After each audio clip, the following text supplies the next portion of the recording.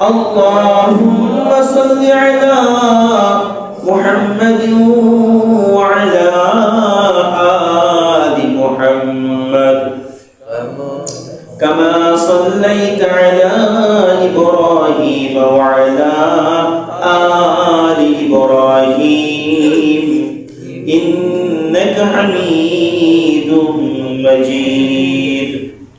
محبت الشيخ اللهم بارك على محمد وعلى آل محمد كما باركت على إبراهيم وعلى آل إبراهيم إنك حميد مجيد.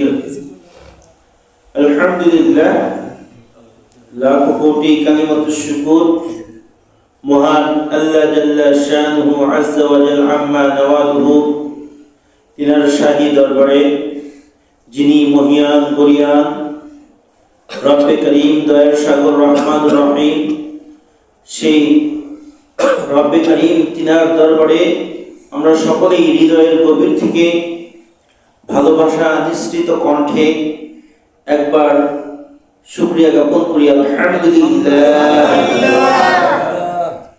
নবী কুলের শিরোমণি সাইয়্যিদুল আম্বিয়া আহমদ মুহাম্মদ মুস্তাফা কিয়ামত দিবসের চিফ অ্যাডভোকেট উৎকৃষ্ট সুপারিশগার আজিমুশ শান পয়গম্বর নবী মুহাম্মদুর রাসূলুল্লাহ সাল্লাল্লাহু আলাইহি ওয়াসাল্লাম তিনার প্রতি ভালোবাসা নিঃসৃত কণ্ঠে জবানে উচ্চ স্বরে ক্ষুধার্ত বাঘের ন্যায় গর্জন দিয়ে সকলে আমরা বলি সাল্লাল্লাহু আলাইহি ওয়াসাল্লাম। মুআজ্জাজ মুকাররম আপনারা সকলেই কেমন আছেন? আলহামদুলিল্লাহ। কেমন আছেন? আলহামদুলিল্লাহ। আল্লাহর ফজলে করমে আপনাদের দোয়ার বরকতে আমিও ভালো আছি আলহামদুলিল্লাহ। আল্লাহ রাব্বুল আলামিন তার বান্দাকে নাজাত দেওয়ার জন্য মুক্তি দেওয়ার জন্য অনেক পন্থা পথ অবলম্বন করে শুধু মুক্তি দেওয়ার জন্য। আল্লাহ রাব্বুল আলামিন এই বান্দাকে মুক্তি করে নিষ্পাপ বানায় কবরে নেওয়ার জন্য অনেক পন্থা অবলম্বন করেন। সেই পন্থাগুলির ভিতরে শবে বরাতের রাত্রি একটা অন্যতম পন্থা, একটা অন্যতম পন্থা, অন্যতম একটা পথ। আল্লাহ রাব্বুল আলামিন 5টি রাত্রি মুসলমানকে দান করেছেন। কয়টি রাত্রি? 5টি রাত্রি।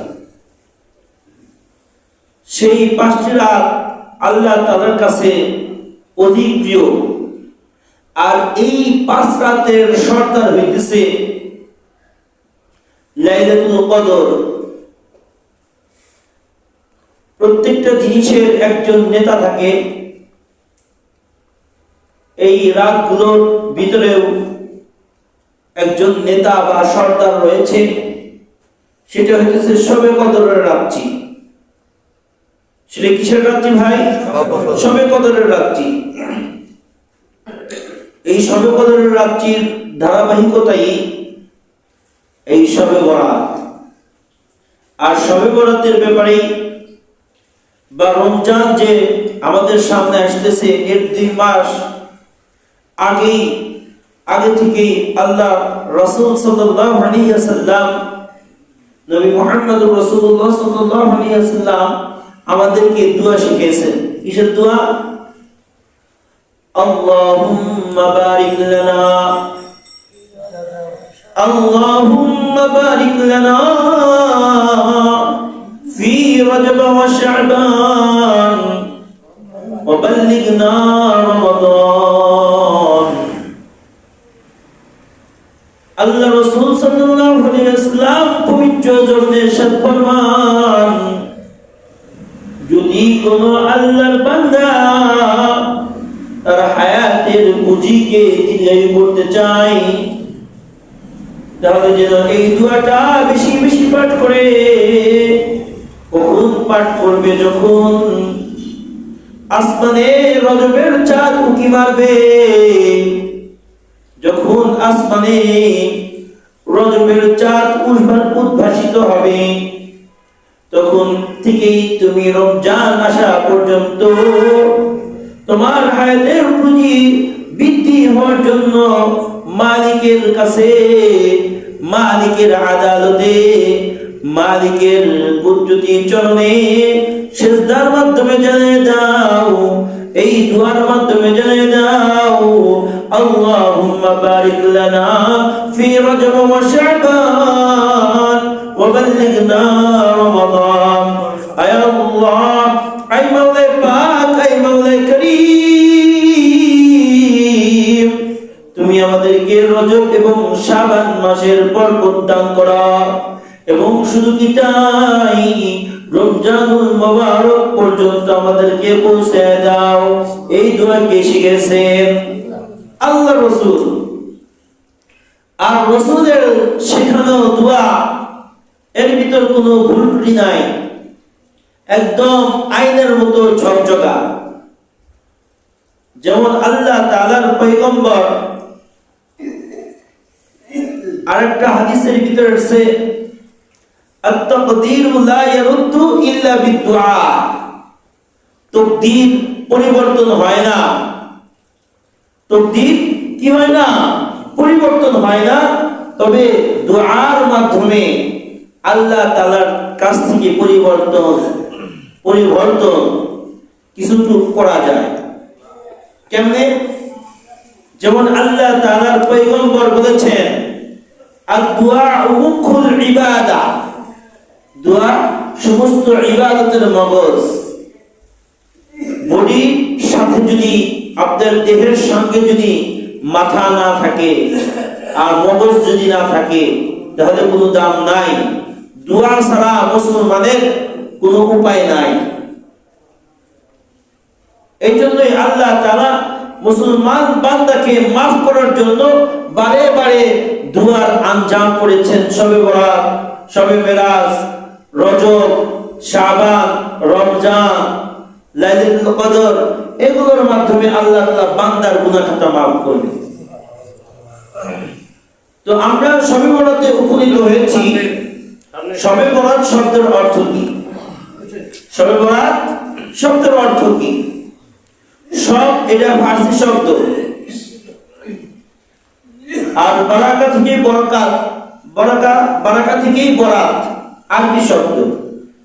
শবে বরাত মানে বরকতময় রজনী, বরকতময় রজনী। আর এই রজনীটা কেমনে বরকত হবে, কিভাবে এই রজনীটা বরকতপূর্ণ হবে, যেই ব্যাপারে নবী আলাইহিস সালাতু ওয়াস সালাম বর্ণনা করেন, ইযা কানাত লাইলাতুম মিন নিসফি শাবান قوموا ليلها وصوموا نهارها قوموا ليلها وصوموا نهارها। নবী আলাইহিস সালাতু ওয়াস সালাম পবিত্র জীবনে বর্ণনা করেন, যখনই তোমাদের নিকট শাবানের 14 তারিখ দিবাগত রাত তথা 15 তারিখ 15ই শাবান আসবে, সেদিন তোমরা রাত্রি জাগরণ করে করে মালিকের কুদরতি চরণে সিজদার মাধ্যমে, মালিকের কালামুল্লাহ তিলাওয়াতের মাধ্যমে, মালিকের নাম জপা মাধ্যমে, তাসবিহ তাহলিল করার মধ্য দিয়ে রাত্রি যাপন করো। ওয়াসুমু নাহারহা, এবং দিনের বেলা একটা রোজা তুমি উদযাপন করো, রোজা রাখো, এটা নফল, না রাখলে অসুবিধা নাই। তবে এই জন্যই রাখেন, কেননা আল্লাহ তাআলা আমাকে আপনাকে মাফ করার উসিলা খোঁজে, এই জন্য ইবাদত করবেন। কেননা আল্লাহ রাব্বুল আলামিন এর আরশে আজিম এবং যেদিন কিয়ামত কায়েম হবে আমি আপনি কাঠ করায় দণ্ডায়মান আসামি হিসেবে দাঁড়াবো। সেইখানে আল্লাহ তাআলা সর্বপ্রথম আমার আপনার হিসাব নেবেন। আউয়ালু মা ইউহাসাবু বিহিল আবদু ইয়াওমাল কিয়ামাতিস সালাহ। আদালতে কিয়ামতের দিন সর্বপ্রথম আমার আপনার নামাজের হিসাব নেবেন। এইখানে নামাজের হিসাবের কথা বললেন, আর ওইখানে আল্লাহর পয়গম্বর হাদিসে আরেকটা বর্ণনা করেন, কুমু লাইলাহা, রাত্রি জাগরণ করে করে আল্লাহর ইবাদত, কুমু লাইলাহা, দাঁড়ায় তাহাজ্জুদের মাধ্যমে আল্লাহর কাছে পানা চাও, নফল ইবাদতের মাধ্যমে আল্লাহর কাছে পানা চাও। যখন আদালতে কিবরিয়ায় আমার আপনার ফরজ নামাজের হিসাবগুলো নেওয়া হবে, নিতে নিতে যখন কমতি পড়ে যায়, যখন নাজাই পড়ে যায়, ওই হিসাব দিতে যখন আমি আপনি সক্ষম হই না, নামাজের নেকি আমল কিছু শর্ট হয়ে গেছে, তখন সেই শর্ট আমল এই ঘাটতি পূরণের জন্য মালিক এই সবে বরাত, সবে কদর, লাইলাতুল বরাত ইত্যাদি এই রাতগুলোতে যে নফল ইবাদত করেছি, নফল নামাজ পড়েছি, সেই নামাজগুলো দ্বারা আল্লাহ তাআলা আদালতে কিবরিয়ায় কিয়ামতের দিন আমার আপনার আমল আমার যেই ঘাটতিগুলো সেই ঘাটতিগুলো পূরণ করে দিবেন। এই জন্য এগুলো রাত্রি বরকতপূর্ণ। আর এই রাত্রির ব্যাপারে কেউ কেউ বলে শবে বরাত বলতে কিছু নাই, শবে বরাতের সব বিদআত, এইগুলো বলিলা শবে বরাতকে হীন করা যাবে না। কি করা যাবে না? হীন করা যাবে না। শবে বরাতের ব্যাপারে হাদিস আসছে, 17টা হাদিস আছে শবে বরাতের ব্যাপারে। এই জন্য আল্লাহ রাসূল এই কথা বলতেন না, ইযা কানাত লাইলাতুন মিন নিসফি শাবান কুমু লাইলাহা ওয়া সুমু নাহারাহা, এই কথা তো বলতেন না। যদি না থাকতো শবে বরাত, তাহলে তো এই কথা আল্লাহ রাসূল মুখ দিয়ে বলতেন না। আর আল্লাহ রাসূল সাল্লাল্লাহু আলাইহি ওয়াসাল্লাম এমনি তো একটা কথা বলে না। যেমন কবি শেরের ভিতর বলতেছেন, মুহাম্মদ হারগিজ না গুফতা, মুহাম্মদ হারগিজ না গুফতা, তানা গুফতা জিব্রাইল, জিব্রাইল হারগিজ না গুফতা, তানা গুফতা রব্বুল জলিল। আল্লাহর পয়গম্বর মুহাম্মদ সাল্লাল্লাহু আলাইহি ওয়াসাল্লাম কখনো কথা বলতেন না, জবান খুলতেন না ততক্ষণ পর্যন্ত যতক্ষণ না জিবরিল আমিন জবান খুলতেন। জিবরিল আমিন জবান খুলতেন না, কথা বলতেন না ততক্ষণ পর্যন্ত যতক্ষণ পর্যন্ত না আল্লাহ রাব্বুল আলামিন কথা বলতেন। আল্লাহ বললেই জিবরাইল বলতো, আল্লাহ বললেই জিবরাইল বলতো, আর জিবরাইল বললেই আল্লাহ রাসূল সাল্লাল্লাহু আলাইহি ওয়াসাল্লাম বলতো। সুবহানাল্লাহ। এই জন্য শবে বরাত আছে, তবে অতিরিক্ত অতিরঞ্জিত ইসলাম সারাসারি এবং বাড়াবাড়ির ধর্ম না। সারাসারি নাই, বাড়াবাড়ি নাই। এখন শবে বরাত উদযাপন করতে গিয়ে সারা রাত্রি ভর্তি ভরপুর রাত্রি জাগরণ করে ইবাদত বাদ দিয়ে খিচুড়ি, মিষ্টি, জিলাপি এগুলো নিয়ে ব্যস্ত হয়ে গেলেন, তখন এই যে ইবাদত বাদ দিয়ে এগুলো নিয়ে যদি ব্যস্ত হয়ে যান, সেটা হবে বিদআত। ইবাদত বাদ দিয়া শুধু খালি রান্না বাড়ি আর খাওয়া দাওয়া, আইটেমের উপর আইটেম, এগুলো যদি করেন তখন অতিরিক্ত অতিরঞ্জিত হবে, আর এটাই বিদআত বলছে। যেমন আগে শবে বরাতে রুটি বিলাইত,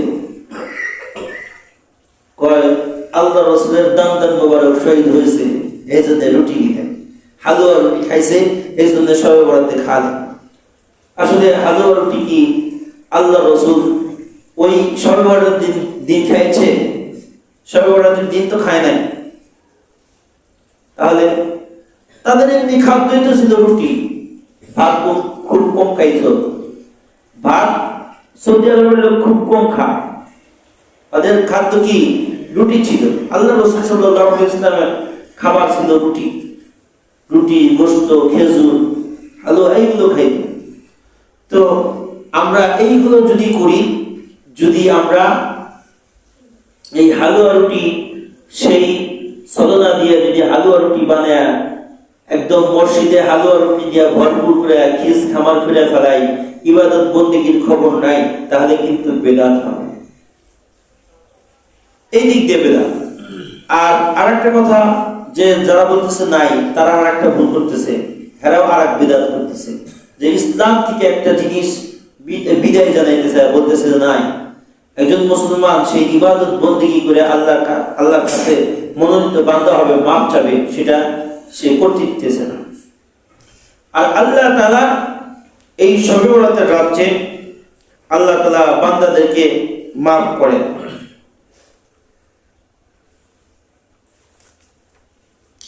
সেটাই আল্লাহ তাআলার পয়গম্বর হাদিসের ভিতর বর্ণনা করতেছেন, ইন্নাল্লাহা লা ইয়াত্তালিউ ফি লাইলাতিন নিসফি মিন শাবান লিজামঈ খালকিহি ইল্লা লিমুশরিকিন আও মুশাহিনিন। আল্লাহ তাআলা এই শবে বরাতের রাতটিতে ইন্নাল্লাহা লা ইয়াত্তালিউ ফি লাইলাতিন মিন নিসফি শাবান, আল্লাহ সুবহানাহু ওয়া তাআলা এই শাবানের রাতটি তথা এই বরাতের রাতটিতে লিজামঈ খালকিহি, তার প্রত্যেক সৃষ্টির দিকে তিনি কুদরতি নজরে তাকান এবং কি তাদের গুনাহ খাতাগুলো আল্লাহ তাআলা মাফ করে দেন। কিন্তু দুই শ্রেণীর ব্যক্তিকে আল্লাহ তাআলা মাফ করেন না। সেই কোন দুই শ্রেণীর ব্যক্তি? এক নাম্বার হলো মুশরিক, আল্লাহ তাআলার সাথে যারা শরীক করে, শিরক করে, তাদেরকে মাফ করেন না, তাদের কোন দোয়া আল্লাহ কবুল করেন না। দুই নম্বর মুশাহিনিন, যে ব্যক্তি বিদ্বেষ করে, আল্লাহ তাআলার আইনের বিরুদ্ধে, কুরআনের বিরুদ্ধে, হাদিসের বিরুদ্ধে যারা যুদ্ধ করে, বিদ্বেষ করে। যেমন কিছুদিন পূর্বেই আমাদের বাংলাদেশের অন্যতম একজন নাগরিক, গণতন্ত্রের ধারক বাহক, বলছিল যে ইসলামের সাথে, রাজনীতির সাথে কোরআনের কোনো সম্পর্ক নাই। এই কথা বলছিল কি বলে নাই? বলছিল। সে এই কথা বইলা শুধু মানুষের অধিকারকে আলাদা করতে চাইছে, কঠিন কালেও সম্ভব না। এই কোরআনকে আলাদা রেখা আর মানব রচিত ধর্ম যদি রাখে, মানুষের কপালে কখনো সুখ শান্তি আসতে পারে না। কোরআন এবং হাদিস অনুযায়ী যখন জিন্দেগি যাপন করবে, তখনই মানুষের সুখ শান্তি এবং পৃথিবীটাই জান্নাতের বাগিচা হয়ে যাবে। সুবহানাল্লাহ। এই জন্য কোরআন হাদিস এর বিরুদ্ধে এমন কথা না বলা, যাতে আল্লাহ তাআলার সঙ্গে, আল্লাহ রাসূলের সঙ্গে বিদ্বেষ হয়ে যায়। তাহলে দুই শ্রেণীর ইবাদত আল্লাহ কবুল করবে না, দোয়া কবুল করবে না। এক নম্বর হইতেছে যে আল্লাহ তাআলার সাথে শিরক করবে, আর দ্বিতীয় নম্বর হইতেছে আল্লাহ এবং আল্লাহ রাসূলের বিরুদ্ধে, মুসলমানদের বিরুদ্ধে বিদ্বেষ করবে, বিদ্রোহী করবে। মসজিদ চালাইতেছে, আমি 2 টাকা 3 টাকা দিয়ে মসজিদ চালাইতেছি, আর আমাদের বিরুদ্ধে যদি বিদ্বেষ করে, আল্লাহ তাআলা সেই সমস্ত ব্যক্তির দোয়াও কবুল করবেন।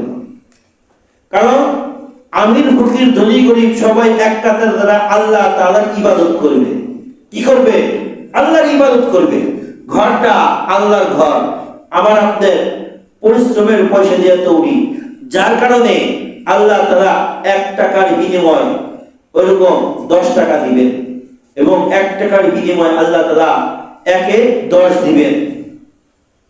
এই জন্য যেহেতু আমরা মুসল্লিরা অনেকেই এসে গেছি, এখন শবে বরাতের দিন কিছু আমলের বিষয় রয়েছে। কি রয়েছে? আমল রয়েছে। তার মধ্যে একটা আমল, এমন আমল হইতে হবে যে আমলের ভিতর কোনো শিরক থাকবে না।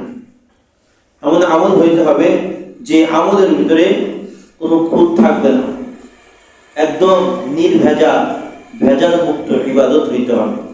আর ভেজাল মুক্ত মানুষ হইতে হলে আমাদের এই কয়েকটা কাজ করা দরকার। যেই কাজের ব্যাপারে জুমার নামাজের সময় কিছু আলোচনা করছিলাম, যেই ব্যাপারে আল্লাহ রাসূল ডাক দিয়া সাহাবাদেরকে বলতেছেন, ইত্তাকিল মাহারিম, ইত্তাকিল মাহারিমা তাকুন আ'বাদান নাস। তুমি সমস্ত হারাম কাজ থেকে, যত ধরনের কাজ হারাম মালিকের পক্ষ থেকে নিষিদ্ধ, পয়গম্বরের মাধ্যমে ঘোষণা, সেইগুলো কাজ থেকে তুমি বিরত থাকো, তাহলে তুমি আবাদান নাস, উত্তম আবেদ হইবা। কি হইবা? পৃথিবীর ভিতর শ্রেষ্ঠ আবেদ তুমি হইবা যদি সমস্ত হারাম কাজ থেকে বাঁচো। সমস্ত হারাম কাজ কি? এটা আমরা যারা কালেমা পড়নেওয়ালা মুসলমান সকলেই কিন্তু জানি কোনটা হালাল কোনটা হারাম। দ্বিতীয় নম্বর, ওয়ারাদা বিমা কাসামাল্লাহ, বিমা কাসামাল্লাহু লাকা তাকুন আগনান নাস। আর তৃতীয় নম্বর হলো, আল্লাহ তোমার তকদিরে যেটা লিপিবদ্ধ করেছেন, যে যা কিছু তোমার তকদিরে আসছে, তুমি যদি সোনের কুয়া বনের বেড়ার মানুষ হও, তাও তুমি আল্লাহ তাআলার এই তাকসিম, এই বন্টনের উপর সন্তুষ্ট থাকো। আরেকজনের 10 তলা আর তুমি থাকো গাছতলায়, এটা নিয়ে চিন্তা করো না। আল্লাহ তোমাকে যেটা দিতে সেটাতে তুমি সন্তুষ্টি থাকো, আলহামদুলিল্লাহ শুকরিয়া আদায় করো, তাহলে তুমি সবচেয়ে বড় ধনী হইবা পৃথিবীর ভিতর, মনের দিক দিয়ে ধনী হইবা। আর বড় লোক তারা তো 3 কোটি টাকার মালিক, তার 9 কোটি টাকা ব্যাংকের লোন। সে যে হাসিটা হাসে ওটা লোনের হাসি, হাসি আছে কিন্তু চোখে ঘুম নাই, শান্তি বলতে নাই। এই জন্য যা কিছু আল্লাহ দিছে এটার উপর ধৈর্য ধরে শুকর আদায় করা। 3 নাম্বার, আহসিন ইলা জারিক তাকুন মুমিনান। যদি তুমি মুমিন হইতে চাও তাহলে তোমার প্রতিবেশী, তার সাথে ভালো ব্যবহার করো, ভালো আচরণ করো। এমন আচরণ করো না যার দ্বারা তোমার প্রতিবেশী কষ্ট পায়, তোমার মন সেই আঘাতটা দেয়, মানুষের মনের আঘাত লাগে কাবার বুকে, এরকম কাজ সেই প্রতিবেশীর সাথে করা যাবে না। এরপরে 4 নম্বর বলতেছে, যদি তুমি মুসলমান হইতে চাও তাহলে ওয়াহাব্বা লিন্নাস মা তুহিব্বু লিনাফসিক তাকুন মুসলিমা। যদি তুমি মুসলমান হইতে চাও, নিজের জন্য যেটা ভালো মনে করো আরেকজন মুসলমানের জন্য সেটা ভালো মনে করো। ওয়ালা তাকসিরু দিহকি ফাইন্না কাসরাতাদ দিহকি তুমিতুল কলবা। যে তুমি বেশি হাসো না, বেশি হাসলে তোমার দিন মরে যাবে, তোমার ইবাদত বন্দেগী নামাজ কালাম কিছু ভালো লাগবে না। এই জন্য বেশি হাসা যাবে না। তাহলে এইগুলো, এই 5টা শর্ত যদি আমার ভিতরে থাকে তাহলে আমি মুশরিকের ভিতরে গণ্য হব না, মুহাসিন এই বিদ্বেষীর ভিতরে গণ্য হব না। তাহলে আল্লাহ তাআলার কাছে ইবাদত করব, আল্লাহ তাআলা কবুল করবেন। আর সহিহ হাদিস দ্বারা বর্ণিত আজকের রাজ্যের সবচেয়ে 2টা আমল, এই আমল 2টা না করলেই নয়, আপনারা সকলেই করবেন। করলে সব পাইবেন, না করলে গুনাহ নাই, করলে সব পাইবেন। কি আমল? একটা হচ্ছে কুমু লা ইলাহা রাত্রি জাগরণ করে করে আল্লাহর ইবাদত করবেন। ওয়াসুমু নাহারা, এবং দিনের বেলা একটা রোজা রাখবেন। কেউ যদি পারেন যে শুক্রবার, শনিবার, রবিবার 3টা রোজা রাখেন, সেটাও হবে আইয়ামে বীজের রোজা হবে। আর যদি কেউ একটা থাকেন, শুধু খালি আগামীকাল সেহরি আজকে রাত্রিতে যাপন করে সেহরি খেয়ে আগামীকাল রোজা রাখবেন, তাও হবে। এটাই বেশি উত্তম হবে, কারণ আল্লাহ রাসূল বলছেন সুমু নাহারা, একটা রোজা রাখো দিনের বেলা। তাহলে আমরা সবে বরাতের আমাদের ভিতর কি পেলাম? একটা রোজা রাখবো আর রাত্রি জাগরণ করে ইবাদত করব। আর যে পরিষ্কার পরিচ্ছন্নতা, তাহারাত অর্জন, এটা তো একটা ইবাদত করতে গেলে ইবাদতের ভিতরে যদি মজা এবং স্বাদ উপভোগ করতে চাই, তাহলে আমাকে আপনাকে কি করতে হবে? ইবাদত করতে হবে, পরিষ্কার পরিচ্ছন্ন হইতে হবে, তাহারাত অর্জন করতে হবে। আর তাহারাত অর্জন করলে, পরিষ্কার পরিচ্ছন্ন কাপড় চোপড় পরলে কি হয়? যেমন এই রাত্রিতে গোসল করা মুস্তাহাব। এখন অনেকেই গোসল করে মাথার চুল মোছে না, কাপড় মোছে না। এইগুলো যে কোত্থেকে এইগুলো পায়, এইগুলোর কথা নাই। গোসল করা মুস্তাহাব, করলে সব, না করলে গুনাহ নাই। তো পরিষ্কার পরিচ্ছন্ন তাহারাত অর্জন করবে, এই 3টা কাজ করবে। আর এই যে আমি যে রাত জাগরণ করে করে ইবাদত করব, এখানে আরেকটা কথা আছে যে এই শবে বরাতের রাতের যে কিছু আমল, তার মধ্যে রাত্রে জাগরণ করে ইবাদত করবেন, 2 নম্বর রোজা রাখবেন, 3 নম্বর সম্ভব হইলে কবর জিয়ারত করবেন, তবে দলবদ্ধ না। আল্লাহ রাসূল একা গিয়েছিলেন। কি করেছিলেন?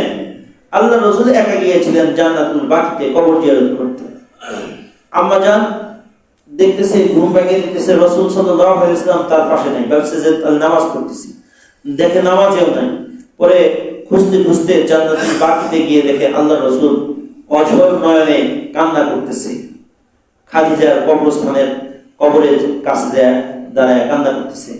আম্মা জান আয়েশা সিদ্দিকা রাদিয়াল্লাহু তাআলা আনহা এই পিছন দিক দিয়ে যায় আল্লাহ রাসূলকে ধরেন আর বলেন যে, ওগো আল্লাহ রাসূল সাল্লাল্লাহু আলাইহি ওয়াসাল্লাম, আপনি কেন কান্না করেন? আমি আয়েশা তো আপনার পাশেই আছি।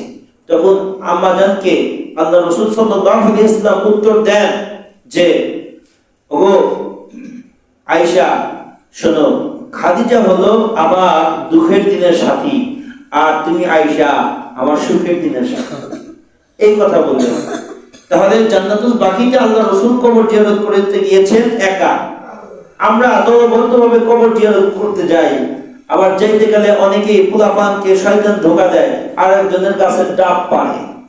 তাহলে কি ওটা কি শবে বরাত হলো না বেকদর হলো? বেবরাত হয়ে গেল, বরকত নষ্ট হয়ে গেল। আবার সব করে ওই দিন রাত্রিতে আবার নেশা পানও করে। এই জন্য যখন 5-7 জন এক হবেন, তখন কিন্তু শয়তান ধোঁকা দিবে। এই জন্য আপনি যদি পারেন নির্জনে যায় কবর জিয়ারত করেন। আর লাইটিং মাইটিং এগুলো করার দরকার নাই। অতিরিক্ত অতিরঞ্জিত ইসলাম পছন্দ করেন না। আর এই রাত্রে যে আপনি জায়গায় জায়গায় ইবাদত করবেন, তাসবিহ তাহলিল করবেন, কোরআন শরীফ পড়বেন, এই ইবাদতের ভিতরে আমরা অনেকে 100 রাকাত, 200 রাকাত, কেউ 50 রাকাত, 20 রাকাত নফল নামাজ পড়ি না?